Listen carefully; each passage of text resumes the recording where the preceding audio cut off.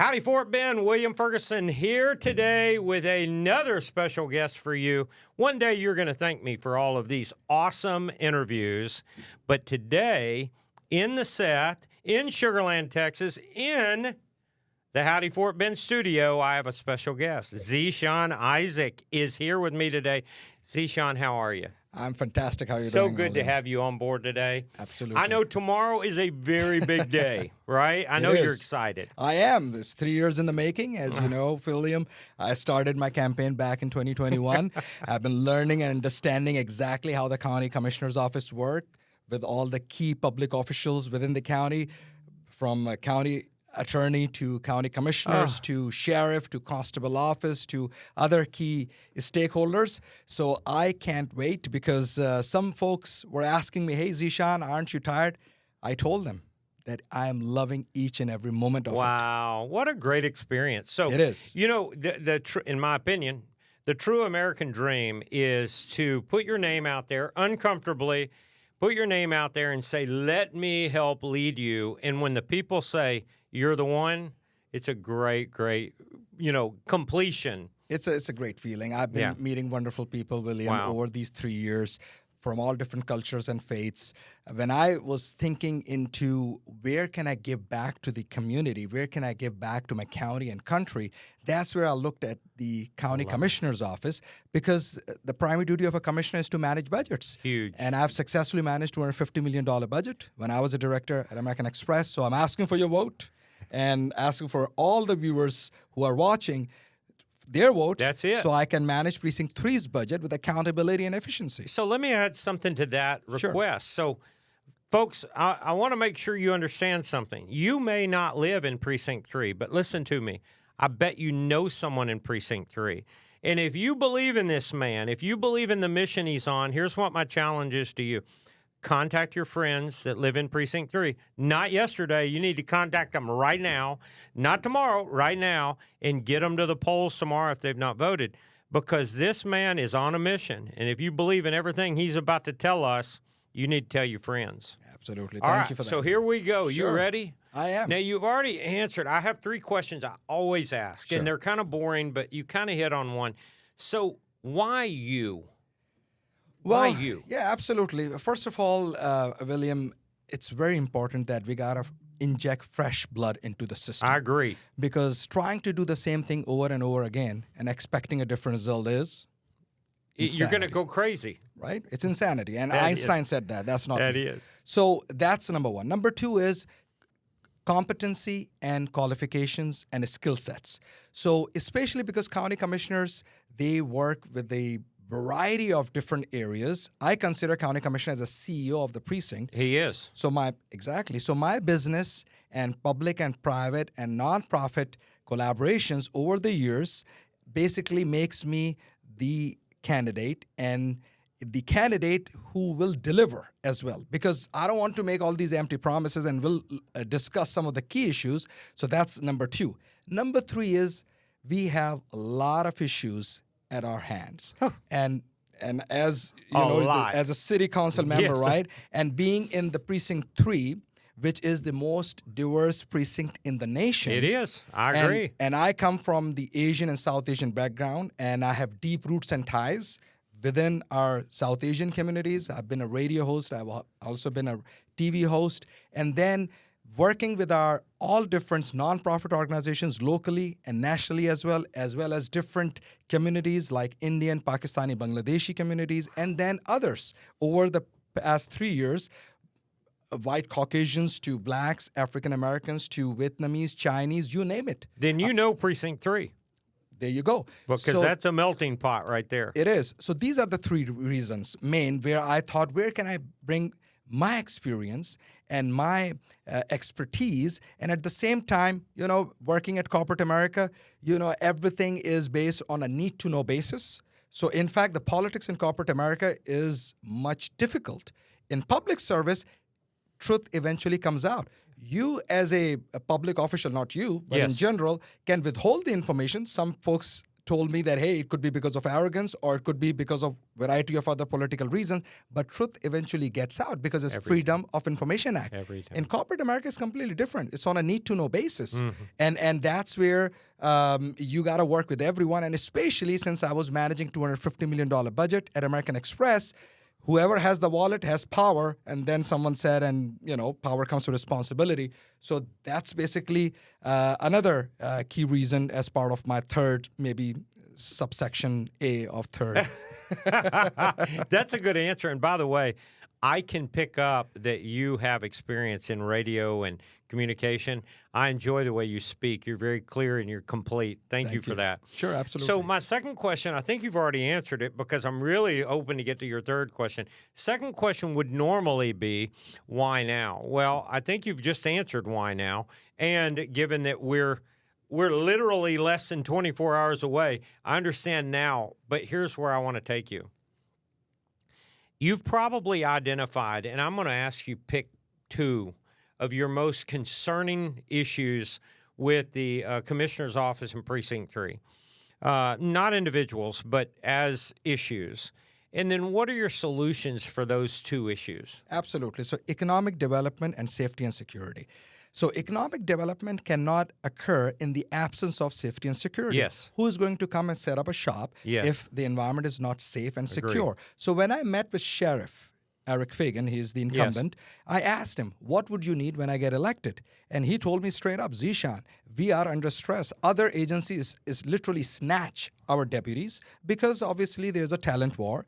And then we got to give them pay incentives. Right. And if you have a bachelor's degree, we should give you $100 more. If you have a master's degree, $200 to $300 more. And if you have PhD, post-grad, advanced degrees, maybe $400 to $500 more. And bilingual and trilingual officers, we need to hire them because it's the most diverse precinct. And we got to retain them as well. So where is the money going to come from? So that's where my comprehensive economic development plan comes into the picture. I would like to bring in Fortune 100, 500 companies.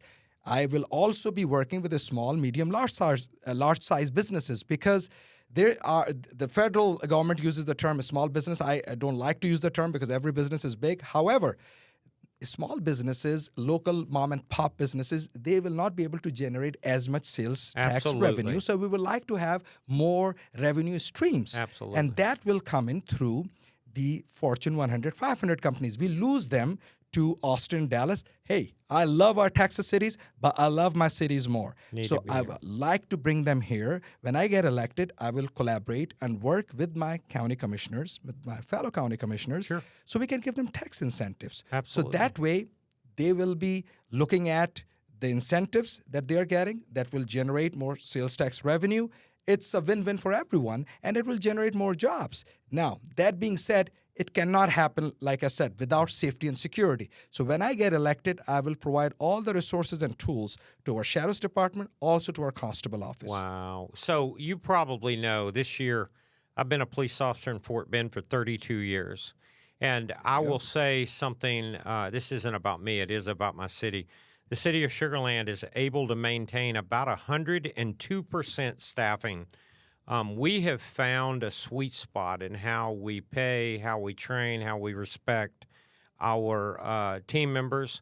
And I am so excited about your excitement to bring that to the Sheriff's Department in the county. So that's exciting. And William, if I may also add, effective March 1st, this law is very controversial and it's already in the books now. And that is show me the papers. So we are living in Precinct 3. It's the most diverse precinct. Every other person, how are we going to implement that policy that who should show the papers, not? And there is controversy around it. So when I met with Mark Poland, he's our police chief, Sugar Land Police Department, and other police chiefs, Jonathan Harris, Brandon White, Sheriff Eric Fagan, and then even Assistant Police Chief Yasser Bashir from HPD was there. Wow, you've been talking to everybody. Absolutely, because I would like to lead day one when I hit the ground running when I get elected. I love it.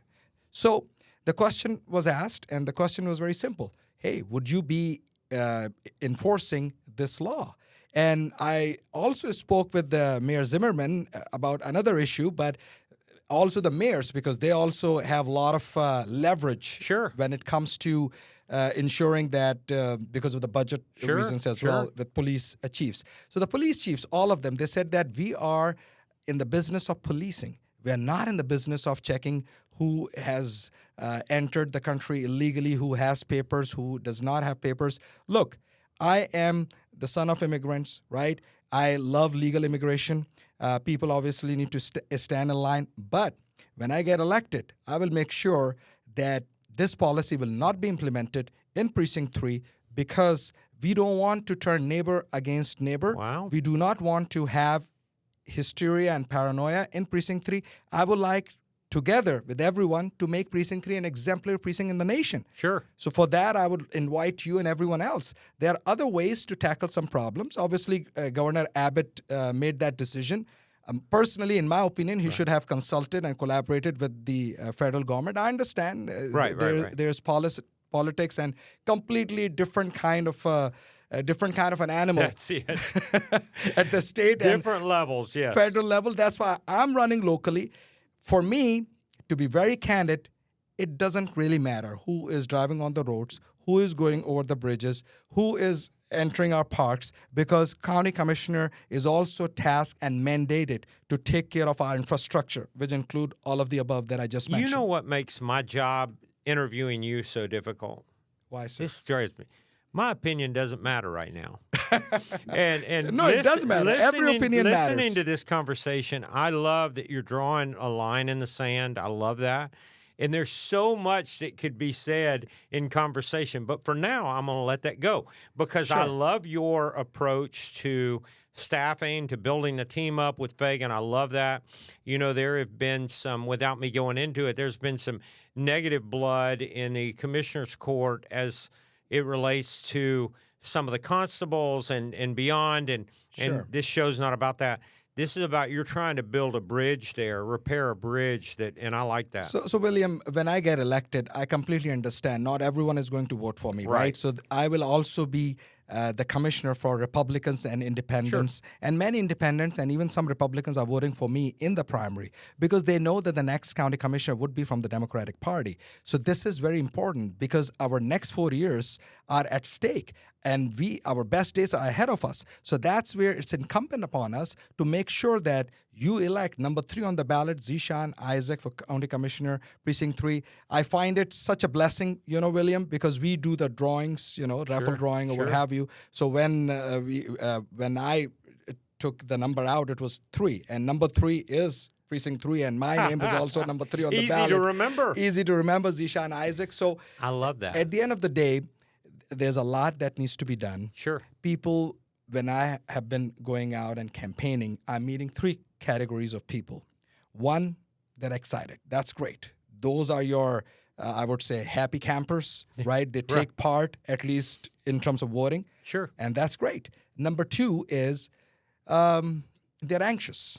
And they have all the right to be anxious. I've felt that way before. Right? So I convince them, I involve them, and I engage them. And in conversations to make sure that what are some of the key issues, for example, $8 billion with a B, public and private assets are at risk because of Brazos River. So I will be working with our Army Corps of Engineers. Do you know what is our flood mitigation plan? I have no idea. I don't either. So this is exactly where I would like to make sure that all the Precinct 3 constituents as well as Fort Bend County constituents know what is the flood mitigation plan. Because when a $60 million study was done, and rightfully done, and it indicated that $8 billion of public and private assets are at risk, then we need to have a flood mitigation plan. Every bit of it. And that's where the county commissioners comes into the picture. And number 2, obviously to ensure that we have a cohesive government. I'll be working and collaborating with all the different departments of our local government. So that's basically where I guess it again loops back to your initial question, why I'm running. Because of those skill sets, competency, and know-how, and getting the job done, because execution matters. You can have the best plan in the world, but still you got to execute. Well, it sounds like you've been talking a lot and thinking a lot, because I like this. So, again, my opinion doesn't matter, but I'm going to share it for just a moment. Sure, absolutely. So as a council member in Sugar Land, you can imagine that this river potentially affects the value. We're worth about $21 billion. It's affecting about 60% of our value in our city. So when we have spent the last 9 years working to get grants and others. We're about to start a river erosion improvement project for almost $68 million, right behind Lid 7, who's currently working on their project. All of this matters greatly because that water does affect our community. Absolutely, William, and thanks for sharing that, because lid, muds, and all these different drainage systems, Yes. we got to make sure we have a lot of concrete, right? Sure. And we live in Texas, obviously. We love our trucks, we love our SUVs and all the different vehicles. And we got to make sure we also have a very good traffic flow system. So there are different proposals out Sure. there. I will also incorporate those. And there are some other proposals from some of my opponents who have proposed. So when I get elected, I'll make sure, because at the end of the day, my slogan is very simple from day one, that with your vote, I'll manage Precinct 3's budget with accountability and efficiency, and I'll put the money where our mouth is. So every month we'll have constituent meetings, because commissioners, they're also tasked and mandated to have short-term and long-term plans. Sure. You cannot come up with a plan unilaterally.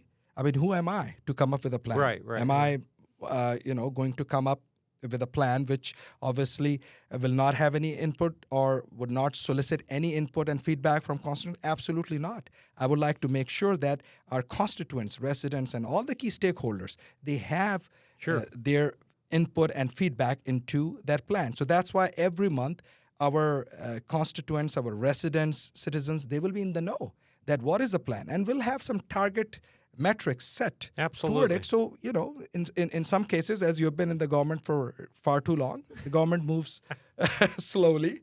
And in that case, It does, yes. and I cannot be, Usain Bolt, the sprinter. So I will, although, he's very fast. So I will, you know who I'm talking about, right? Yes. So I would like to make sure I'm a team player. I go with the team, but at the same time, having those targets and metrics set, so the constituents, they are also know that, yes, we are working in accordance to their wishes as well. And that's what's important, because there has to be that trust and confidence in our local government. And I will make sure that Precinct 3 constituents and even the entire Fort Bend County will take pride in living in this beautiful county. Boy, that is one. I like that word, pride. So that is one thing that I think is sort of universal in our county, especially our, I'm always favoring our city, but in our county for sure, there's a sense of pride in our community, and I like that you share that. I do want to ask you a question. Now, this is off of the norm, so if you're okay with a non-normal question, okay. The only reason I brought it up, you really hit on some important things that I wasn't even thinking you were going to talk about. One of the Democrat candidates that came on here mentioned term limits, even for county commissioners. And you talked about freshness, the need for freshness. What are your thoughts on term limits for elected positions? So we have term limits for the highest office of the land, the presidency, right? And mine. And yours too? Yeah, 3 terms. 3 terms. So yeah, the city council, even with the city of Houston. I don't think we have term limits with Texas legislators and even with the U.S. Senate. So that is a debate that should happen at the national level. Sure. And my opinion on that is, at the end of the day, we have the system already in place for past 40, 50 years or so. And in some cases, there have been some term limits because of the various amendments that we have, especially for the president's office. When it comes to the county commissioners, for example, we maybe ask the voters again if that is something that they would like to see. But I also believe that if someone would like to serve locally, and let's say that person is doing a fantastic job, and let's say that person would like to retire, and no one is going to challenge that person, yes, then that's up to the voters. Okay. They should decide that. That's fair enough. And for example, I can speak about Precinct 3. The incumbent has been in office since 1997. Yes. So a lot has changed in 1997. And then the representation without taxation or taxation without representation, I think is very prevalent and very applicable to Precinct 3 as well. So not many people are taking part in serving people. Right. I really admire, appreciate. I remember in one of your town halls or in one of the meetings, you mentioned this, I still remember that you want to serve, and you mentioned something. I'm paraphrasing it, that you wouldn't be doing anything else but serving. So it speaks volume. So now, obviously, if you were a county commissioner, William, and you want to serve, why would I, end your passion to serving unless someone challenges you in the primary or in the general election? So I'm certainly not pinning you down on this. I just wanted your opinion because when you use the term freshness, Sure. I really went back to the thought that this other candidate had given me sitting here. He started with term limits, and I thought, wow, where are you coming from? So here's where I'm going with it. Again, not trying to debate you because you have You're fine. spoken very clearly today. Thank you. There's a system that you are engaging right now that may or may not want you in it, and term limits can expedite that system's ability or inability to control who comes in and out. That's why I've always been a term limit. That's why I love it in Sugar Land. I love that we have term limits.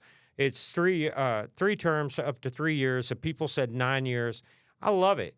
That means I go on to my next thing. So, William, sorry to interject. William, to be very candid, term limits definitely help in terms of ensuring that we have more ideas. I love that. More people taking part in the election process locally as well. So, and then if you have served well, maybe after one or two terms, you have served your local constituents. I'm not looking for William, not for... No, we're talking about in general. Yeah, not for Howdy Fort Bend or my city. What I'm not looking for is I'm not looking for a king or a queen. I'm looking for someone that's going to serve at their highest level until someone else comes along at their highest level that the people want. But when that campaign finance dollar gets so large, absolutely, and on your Democrat Party, there's some money out there. And this is, again, sometimes I felt like I was running for Congress. The amount of money that has been spent already in the primary, and it's only a precinct. Exactly, one precinct, precinct 3. So this is where I think people are smart. They are paying attention as well. And many candidates, there have been many examples. I think one comes to my mind, Meg Whitman. I think she was the former CEO of HP, and she spent millions and millions of dollars, and she didn't win. And there's so many, and I don't want to just spotlight on her, but there are so many examples. Right. But at the end of the day, it's important that people gotta take involvement and take pride in serving and also with passion. And you cannot fake this stuff, William. You know this, right? Because at the end of the day, people are smart. They want to believe in you, and then when you are elected in office, that's where the challenge is. That now you got to deliver. And for example, senators, right? U.S. senators, there are no term limits. And we have some very long-serving U.S. senators. I respect all of them, right? But this is where sometimes vested interest, since you mentioned another candidate, so I'm not going to question the intention, but why are we just talking about county commissioners? Right. We got to be talking about I say Congress. all elected positions. Exactly. That's me. And that's where this debate needs to happen, and it's we the people. I like that. Thank you for being open-minded about that. Now, I want to throw one more thing. I don't want to take you too long. You're throwing some curveballs here. But no, I wouldn't do that. You said no. Well, it would not be kosher with everything else we do. So as I've had different, and this has really been a unique opportunity, I've had all these different candidates come in with these ideas. Some of them I look across the table and I'm thinking, what are you talking about? Because I understand trying to manage what I refer to as ad valorem tax dollars. Mm-hmm. Those dollars are the ones that cause the biggest pain to our homeowners. And ultimately, if they're not able to pay their ad valorem tax bill, they lose their property. And so men like you and I have to be super careful. And I remember something that Dr. Lalani said. Boy, he nailed me, and I've really held on to it, and it's on his video. But he made the comment. He said, when we are elected, the people are not giving us, watch this, they're not giving us the power. They are giving us their trust. And I think that is huge. If you and I will wear that on our sleeve, we have the people's trust that should dictate all of our decisions. So, William, I'm glad you mentioned that, and that's definitely very, I would say, rightly put and eloquently said by Dr. Lalani. Yes. The power in an elected official is always coming from the people. Always. Because the power belongs to the people. Absolutely. Right? That's where people and voters, they get disenfranchised when they elect somebody, and if that person is not serving the public or because of arrogance or what have Sure. you, is completely disconnected or has gone into a bubble. So that is where, as an elected official, because you're also going against the current, right? You are, Absolutely. if you really want to serve in this nation, you are actually going against the current, and you obviously, when you're going against the current and swimming, you got to work very hard, right? I mean, even if the falls or, Absolutely. the water is going in the other direction. But at the end of the day, you also want to make sure that you continue to drive that power from the people. And trust is a two-way street. I may trust you, but if you are not trusting me, Sure. that would be something that Sure. will get exposed, Right. especially when, let's say, something that needs to be delivered in the interest of people. And now, and I don't want to put you on the spot, but William Ferguson is the one who is the bottleneck or a chain of command Sure. somewhere. So that's where we got to bring, it should be like a well-oiled machine. Sure. Because when the well-oiled machine works, there's no squeaky wheel. And that is where in public office, it's my opinion that people get exposed because you cannot hide and you cannot run. You can definitely run, but you cannot hide either. Yeah, you'll try. All right, here's what I'm going to do because I feel like I'm taking too much of your time, even though this has been a lot of fun. I'm really excited that you showed up today. Sure, So absolutely. what Me I'm too. doing is I've got the camera, and it is all on you right now. And here's Sure. what I want you to do. I know you're going to ask it for the vote, but there may be other ways people can help you. And so what I want you to do is look them square in the eye and tell them how they help you. Please tell your friends, your family members, your neighbors, your coworkers, because word of mouth spreads. This campaign for Zeeshan Isaac for Commissioner Precinct 3 for 3 years since 2021 has been working successfully because of people like you. Because at the end of the day, it's about us. It's not about me. It's about all of us. I'm running because our future is at stake. I'm running because of our future, because of our children and grandchildren's future. So I would like all of you to make phone calls on my behalf. I cannot make so many phone calls individually. I don't have a PAC or super PAC or all those different, interesting or interesting interest groups and lobbyists, what have you. And I say this, and I've said it in different Chamber of Commerce's forums as well, with the Fort Bend Chamber of Commerce and as well as with Missouri City Chamber of Commerce, that there are millions of dollars of decisions that are being made at the Commissioner's Court. And these are our taxpayers. We are taxpayers. These are our tax dollars. So if those companies who are working with Fort Bend County and they are delivering those services, great, nothing to worry about. But we have the processes in place with the procurement services, what have you. So I would like to make sure that what's working well, continue doing that. And what's not working well, I will make sure that I will work with those key stakeholders to make sure that when I get elected, I am managing our taxpayer dollars with accountability and efficiency. So I'm asking for your vote, and I'll be humbled to get your vote to manage Precinct 3's budget with accountability and efficiency.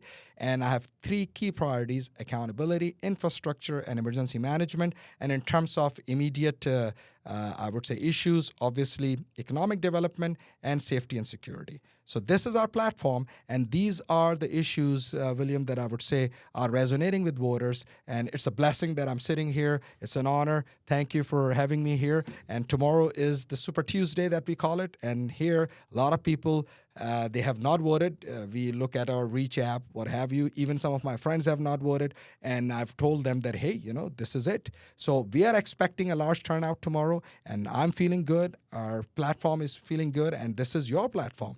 Zeeshan Isaac, number 3 on the ballot for county commissioner. Let's make it happen. Let's grasp our future. It's within us. It's within our hands. It's our destiny. We control it. And I want you to vote for me and spread the word with your family, friends, co-workers, neighbors. Even if you're going for a coffee tonight, this evening, tell them, hey, Zeeshan Isaac, have you seen this guy?